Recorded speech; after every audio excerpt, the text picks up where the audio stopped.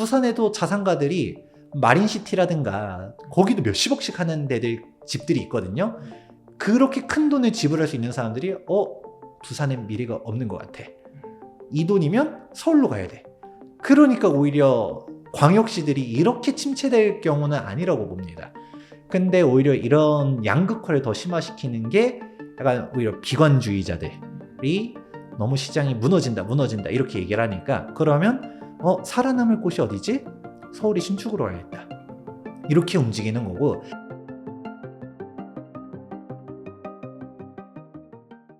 네, 시청자 여러분 반갑습니다. 재개발 재건축 전문가 투미 부동산 컨설팅의 김지경 소장입니다. 지금 재개발 재건축 시장은 혼란 그 자체라고도 표현합니다. 잘 가고 있는 데들은 또 잘 가고 있지만, 여러분들도 언론 뉴스들을 보다 보게 되면 정말 산으로 가는 조합들 이슈들을 많이 접해보셨을 겁니다.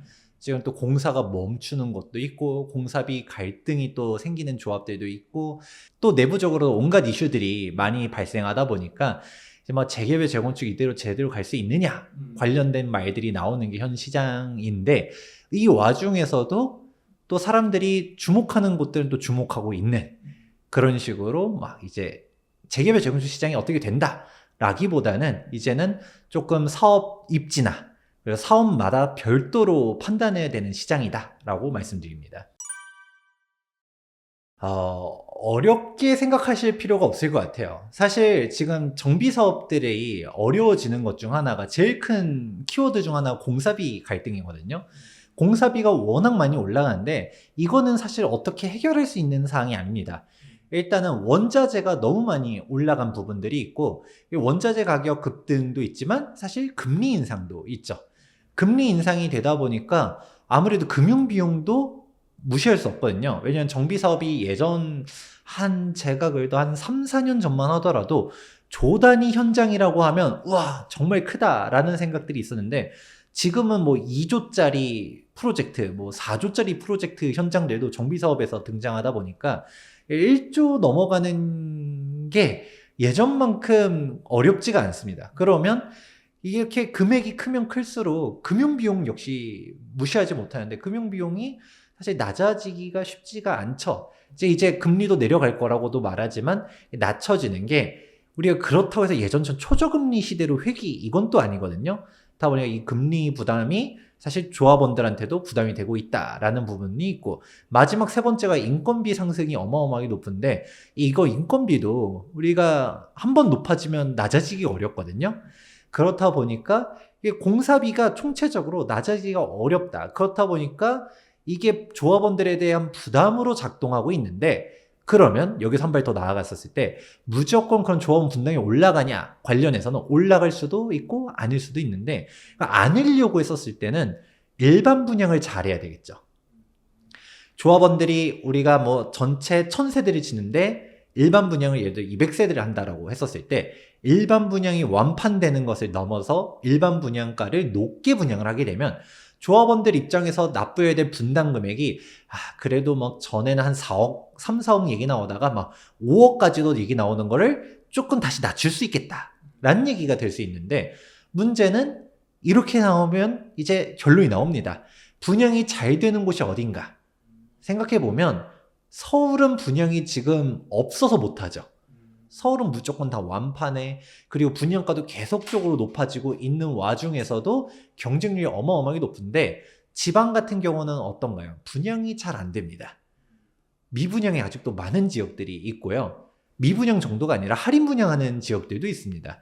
그렇다 보니까 정비사업 조합 입장에서는 공사비가 많이 올라갔는데, 이거를 어떻게 따지면 뭐 이런 표현하기는 좀 뭐하지만 냉정하게 소비자들의 정가를 시키려고 하거든요.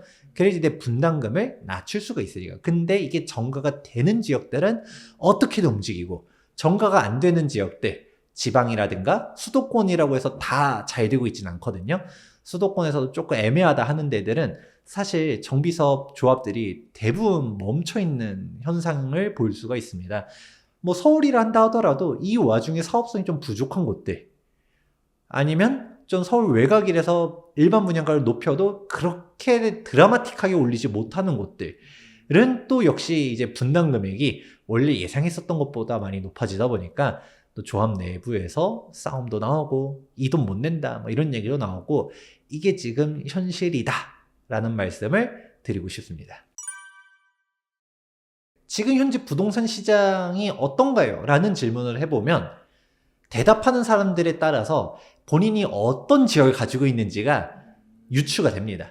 지금 부동산 시장 괜찮아요 라고 답변하시는 분들은 상급지를 들고 계신 거고 뭐 그냥 그래요 라고 하면 이제 뭐 한 중급지 너무 힘들어요 라고 하면 하급지를 솔직히 들고 있을 가능성이 높아요. 그리고 급지도 급지인데 상품 역시도 다르죠. 내가 아파트를 들고 있다, 빌라를 들고 있다, 오피스텔을 들고 있다, 상가를 들고 있다에 따라서 지금 곡소리 나오는 사람들 많죠. 특히 지금 지식사업센터라든지 생활력 숙박시설이라든지 이런 데들은 예전부터 전 그런 거 투자하면 안 된다라고 얘기했었지만 뭐 좋을 때는 다 좋지만 이제 장이 꺾이기 시작하면 먼저 빠지는 데들. 지방 투자도 예전에는 핫했었지만 결국 물이 빠지기 시작하면 온기가 가장 먼저 사라지는 데들이 있잖아요. 그런 데들은 정말 힘든데 반면 지금 현재 강남권에 있는 재개발 재건축들 뭐 사실 강남의 재개발은 거의 없지만 대부분 이제 주요 메이저 재건축들은 가격대가 전고점을 향해 가 있고요. 이게 전고점을 또 뚫은 거는 또 다른 얘기입니다. 아무래도 지금 경기 상황 속에서 야 전고점 가격이라고 하면 이걸 어떻게 받아? 라고 생각하는 사람들이 있다 보니까 차마 뚫고 넘어가지는 못하는데 이 전고점까지 가격대 다 쳤다가 여기에서 왔다 갔다 하는 모양새를 보여주고 있고요. 이 와중에서도 압구정 같은 데는 전고점을 또 뚫고 신고가가 또 갱신되기도 하는 모양새를 보여주고 있습니다. 근데 이게 또 강남만 그렇냐 하면 강남은 아니지만 거의 강남에 준하는 누가 봐도 여기는 재개발 재건축이 될 것 같다 라고 하는 지역들은 또 날아가죠. 뭐 대표적으로 용산에서 동부 이천동 재건축이나 한남 뉴타운 재개발이라든가 이런 데들도 전고점 가격들로 가 있었고요. 그리고 여의도 같은 경우도 전고점 가격대, 목동 같은 경우도 다 전고점입니다. 목동 신시가지에서 대장 아파트가 목동 7단지인데 이 목동 7단지 30평대 실거래가를 보게 되면 25억을 넘겼거든요. 네. 그런데 이거를 관심 없는 사람들은 뭐야 그 오래된 게 미쳤어 라고 생각하실 수 있겠지만 사실 이게 지역별로 그만큼 편차가 크다라는 얘기를 말씀드리고 싶습니다. 실제로 실거래가를 보면 그렇게 나와 있고 그만큼 사람들이 지금 모이는 대로 모이고 있지 다른 데들로는 잘 온기가 퍼지지 않는다.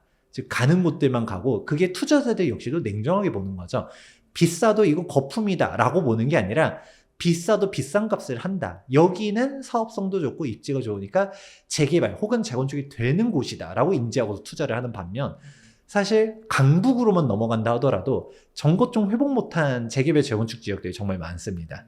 그런 지역들은 아무래도 투자자들이 봤을 때 여기는 사업성이 조금 애매하다라고 하는 데들은 조금 덜 들어가겠죠. 그래도 지금 기회라고 보고 들어가시는 분들도 있지만 확실한 것을 추구하시는 분들은 핵심지로들 몰리다 보니까 그렇게 이제 달라진 거고 실제로 오히려 2023년도에 강남권은 폭등을 했어요. 강남권 아파트들 보게 되면 오히려 2022년도 하반기 때 이제 금리가 미친 듯이 올라가면서 부동산 가격들이 어마어마하게 빠졌거든요.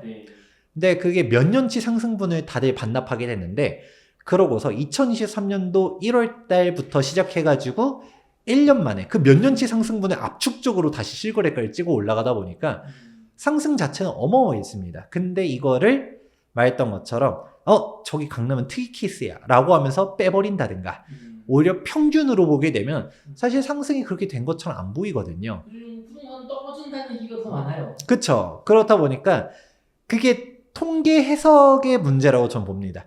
내가 바라보는 시점을 어디를 바라보느냐에 따라서 그 동네 사람들은 지금 되게 부동산 분위기 괜찮아 라고 말하지만 물론 강남 자체를 특이 케이스라고 볼 수도 있겠죠. 근데 사실 원래 강남부터 움직입니다. 그런 식으로 봤을 때는 이제 강남 쪽에서 먼저 신호가 있다라고 볼 수도 있는 것이고 근데 이거를 조금 요즘은 다들 양쪽이 다 극단적으로 가는 것 같아요. 서로 본인만의 논리를 찾는 식으로 가는 것도 같고, 뭐 저 역시도 뭐 제 말을 100% 믿으란 얘기는 안 하지만 사실 냉정하게 시장을 바라봐야 된다. 네 말은 틀렸고 내 말이 맞다. 이게 아니라 진짜 시장이 어떻게 움직이고 있는지. 그럼 강남에 한번 가보고, 목동도 한번 가보고, 여의도도 한번 가보고, 그리고 반대로 곡소리 나오는 지역들, 지방도 한번 가보고, 여기 부동산은 어떻게 되고 있는지. 그러면 이게 양극화가 벌어지고 있다면 왜 이런지를 한번 잘 판단해 보시면 오히려 현 시장을 보다 객관적으로 바라볼 수 있지 않을까, 그렇게 말씀드리고 있습니다. 그쵸. 일단 지금은 벌어진 상태예요. 예전에는 전통적으로 강남이 먼저 뜨게 되면, 강남이 떴다 그러면 이제 마포, 성동구도 쫓아가서 움직이고, 그 다음에 여기 더 올라가면 올라가고, 또 그러면 이제 밑에 있는 애들이 또 올라가고, 이런 식으로 즉 갭 벌리기와 갭 메우기가 반복되는 게 그동안의 장이었는데, 지금 강남 쪽은 정고점까지 쫙 올라가 있는 상태죠. 여기에서 이제 왔다 갔다 하는데, 당장 용산은 약간 논외입니다. 용산은 강남급으로 움직이니까 같이 움직이지만 마포, 성동구만 하더라도 정고점까지 못 갔어요. 한 신축 대장들은 한 정고점 대비 90%고, 그 구축들 같은 경우 한 80%선 가격대에서 움직이고 있거든요. 그러면 이게 갭이 벌어진 상태잖아요. 그럼 이제 줄일 거냐? 아니면 이게 더 벌릴 거냐? 아니 이게 이렇게 벌어진 게 스탠다드로 갔다가 이제 뉴 노멀 시대로 갈 것이냐? 세 가지를 볼 수 있는데, 저는 약간 이런 예측이 조심스럽긴 한데 새로운 시대로 갈 거라고 봅니다. 이유는 냉정하게 말씀드리자면 서울 투자는 이제 더 이상 서울 사람들의 투자 대상이 아니라고 봅니다. 여러분들 뉴스를 검색해 봐도 어렵지 않게 나올 겁니다. 지방 사람들이 서울 투자 비중이 어마어마하게 늘어났다. 2023년도 하반기 매수자 비중을 봤더니 강남 매입자들 중에서 외지인 비율이 훨씬 높았다더라.